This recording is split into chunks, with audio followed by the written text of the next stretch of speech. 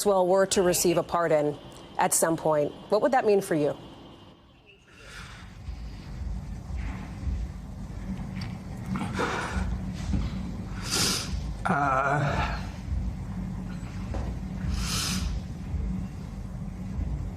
It would unwind everything that my sister and all the survivors fought for. It would be a disgrace of justice. It would be picking abusers over survivors again. That was Sky Roberts, the brother of Virginia Giuffre, a very prominent accuser of Jeffrey Epstein. You just watched it. You just heard it. You can hear the pain, the victims, their families. They are still enduring from Epstein's crimes. Just moments ago, we got this statement from an attorney for numerous victims and survivors on the release today of the transcripts of Ghіઝlаіne Maxwell's interview with Deputy AG Todd Blanche. Quote, Ghіઝlаіne Maxwell was federally indicted on 2 perjury counts as a result of her testimony during her civil deposition. Having been convicted of sex trafficking, she is now in jail, presumably hoping that she will receive a pardon from President Trump. I can't imagine that her testimony will be given much weight by anyone with any knowledge whatsoever of her involvement with Jeffrey Epstein. Joining me at the table, former Criminal Division Deputy Chief at SDNY, MSNBC legal analyst and host of the YouTube show Courtside, Christy Greenberg. Amanda Carpenter is also back with us. You know, Christy, the point was made earlier that there is, and it is clear in her testimony that there is an effort to clear Trump specifically. A lot of the questions are specifically about Trump. A lot of the answers very complimentary, even in particular sections to him. But you just made the point to me that she's actually doing even more than that. Yeah, I mean, she actually says she never saw anyone with underage women. They go through a list of names. They go through a list of people that Epstein, would socialize with. She never saw anybody with underage women. She claims she recruited these masseuses because Jeffrey Epstein liked massages, and sometimes multiple massages a day. But she never thought there was anything inappropriate about that. She never thought any of these women could be girls underage. It's preposterous to read it. It is rambling. It is defensive. It is evasive. She clearly is very well versed in the record. She at multiple times is pulling up parts of other people's testimony to try and rebut what they said, rather than just speak to what she saw and what she heard. She is very clearly having a narrative that she wants to portray, which is, I had nothing to do with any of this. To the extent there was a scheme, it didn't involve me. I wasn't really involved with him. I was never really around him. I mean, to read it, preposterous that anybody would believe what she is saying. And if you don't, at one point she talks about being in prison and says for 2 years that the prison guards woke her up every 15 minutes. And those were complaints that she had raised during the course of her case and that were disproven. So once you're lying about some things and it's shown you're lying about some things, you can't credit her on anything. If you can't accept responsibility for your own role, if you can't show remorse to these victims, then any clearing of anyone else is meaningless. You should just not credit anything that this woman says. She is a pathological liar, and it is obvious from reading the transcript that that's the case. And the fact that the DOJ chose to release these transcripts? Well, why are we getting these? Where are the accounts of the victims? So look, in a criminal case, generally, you don't see any of this, right? If people don't get charged, that's the end of the matter, case closed. But you can't cherry pick and say, I'm going to share with you the account of a convicted sex trafficker and somebody who's been charged with perjury. I'm going to share that, but I'm not going to share the accounts that counter what she is saying, that she actually was deeply involved, not only in facilitating the sexual abuse by Epstein, but committing it herself to these girls, and that she knew that they were underage. How do you just have this be so one-sided? It is, it's such a miscarriage of justice. This is not what justice is supposed to look like. It's just, it's incredibly disappointing. Amanda Carpenter, so part of this, at least politically, strategically, is supposed to quell the appetite for more information from now what is a bipartisan group of folks who feel like these files should be released. My sense is among those who have followed this case the longest and are sort of the most interested, there is nothing short of a data dump that is actually going to quell that interest. I wonder if you think there is anyone other than the White House that is satisfied by the release of these transcripts. No, they promised to release the Epstein files.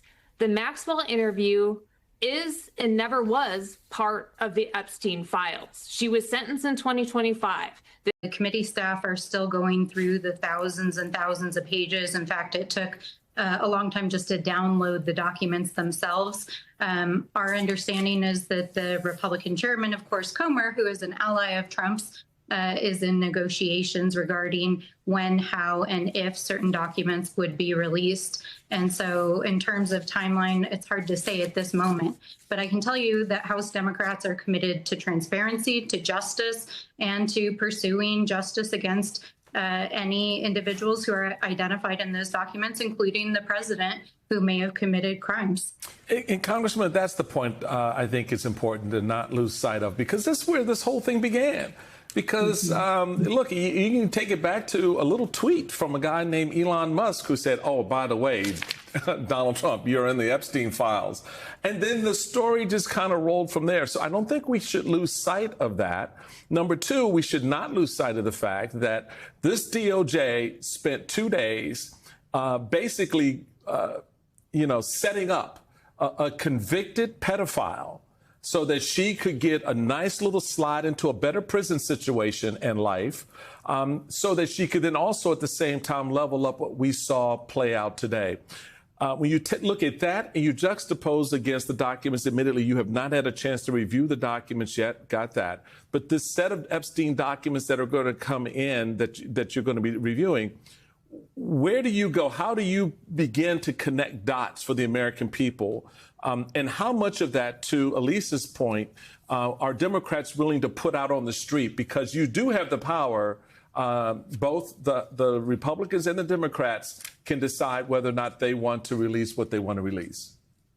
Well, I'll just say this for the Democrats. We are committed to full transparency and disclosure. So, let the chips fall where they may. If people have committed crimes, I don't care what letter is behind your name in terms of whether and how you've served as a public official. The whole point of releasing these files is that the public is demanding to know if there are individuals in powerful positions who've committed crimes, especially against young women and children. And so it's our responsibility to justice and to the victims to release whatever names are in there, including potentially the president's, which Pam Bondi herself told the president he appears in these files multiple times. Congresswoman, there is a subpoena to have Ghіઝlаіne Maxwell come testify before your committee. And I wonder, given the transcript that you have had a chance to read today, I'm sure, the deputy AG interviewing Maxwell, do you think that's even worthwhile? Do you think that there is something you can gain from Maxwell that somehow changes the contours of this case? Well, I think that obviously she's a completely uncredible witness. She is seeking a pardon right now from federal felony charges and sex trafficking that she has been convicted and sentenced to many, many years in prison for. And she's going to do whatever she thinks she has to do and tell whatever lies and stories and flattery, as we've seen in this transcript, that she thinks is going to get her a pardon with the president. So I think, as a witness, she's obviously not a credible witness. However, I do believe that there is a reason to pull any witness in front of the committee to have them testify under oath, to talk about all of these issues, the crimes, but certainly not to grant any kind of clemency for the crimes that she has committed. But I think it's, our job as Congress is to represent the people and to create space for the people to lay their eyes on individuals who are in power and who have abused the justice system and to make up their own minds. And so I do support subpoenaing her and bringing her before the committee, just like the other individuals who have been subpoenaed. I think that's important for a number of reasons, but probably the most important of which, Congresswoman, is how we started the conversation this evening, and that is the big setup. that what we're seeing now is the production part of the big setup. We saw it during the Mueller era, and you had the Attorney General, Bill Barr, at that time coming out and sort of salting the earth, right? So nothing would grow that could possibly entwine President Trump in anything Robert Mueller would come up with after the fact. Same storyline here. I don't know how otherwise you can sort of see this, is the administration getting out in front, doing everything that it has done up to this point, so that when these documents, and there will be more because there are more documents, do get released, as the MAGA Republicans want. I mean, let's not lose sight of this. You know, they may be slightly quiet today. So MAGA, have you given up on really wanting to know the bottom line, or are you satisfied? I don't think you're satisfied. But this setup point to me is important. So what the Congress does next, and I was glad to hear you talk about Ms. Maxwell the way you did, is that everything has to be on the table here, right? Yeah, absolutely. And, you know, I think it's important to talk about the timeline we're living in. First of all, the public demanded the release of these files because there are powerful people potentially implicated, including the president. Donald Trump said multiple times publicly he would release the files. We know from reporting that the Department of Justice informed the president that he was mentioned in the files. We know that potentially hundreds of FBI and DOJ agents were assigned to go through these files and to identify whether or not the president was in individual pages and implicated. And then Donald Trump spent weeks telling the public that the files didn't exist. This is what we need to do with this whole story. You gotta listen to the people that were hurt the most. They matter. And in some cases, they're speaking for themselves. Some cases, it's via family because they're no longer with us because the pain caused was too great. In other cases, they're speaking through and with their lawyers. It doesn't really matter. What matters is most of the people harmed in this that are speaking out are being very clear. They don't trust her. They don't trust this lady. They don't trust Maxwell. They don't.